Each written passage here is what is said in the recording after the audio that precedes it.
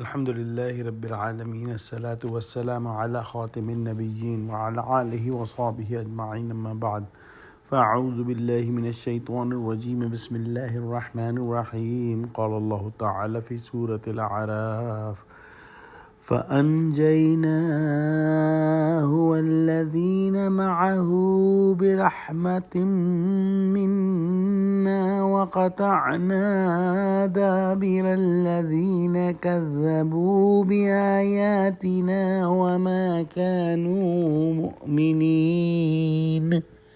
ترجمہ: پھر ہم نے ہود کو اور جو لوگ ان کے ساتھ تھے ان کو نجات بخشی، اور جنہوں نے ہماری آیتوں کو جھٹلایا تھا ان کی جڑ کاٹ دی، اور وہ ایمان لانے والے تھے ہی نہیں.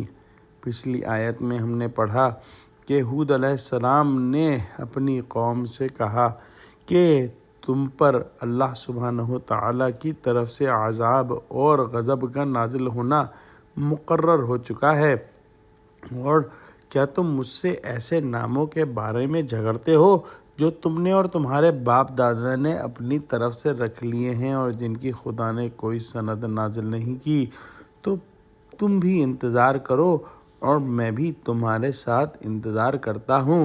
اور پھر ایسا ہی ہوا کہ عذاب استیصال نے ان کو آ پکڑا.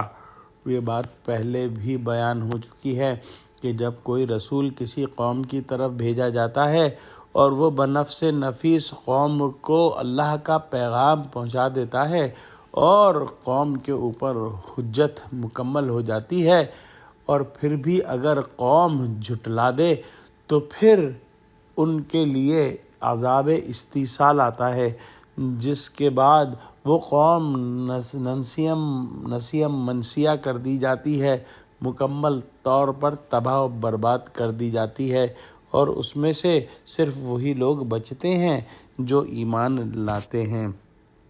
یہی حال عاد کے ساتھ ہوا جب انہوں نے ہود علیہ السلام کو جھٹلایا، اور ہم یہ بات پڑھیں گے کہ ان پر 7 رات اور 8 دن تک مسلسل آندھی کا طوفان آیا، جس سے تمام کفار ٹکرا کر اور پٹک کر ہلاک کر دیے گئے. یہ تو عاد اولیٰ کا انجام ہوا، اور اسی قوم کی دوسری شاخ ثمود، جسے عاد ثانیہ بھی کہا جاتا ہے، اس کا ذکر ہم اگلے رکوع کے اندر پڑھیں گے.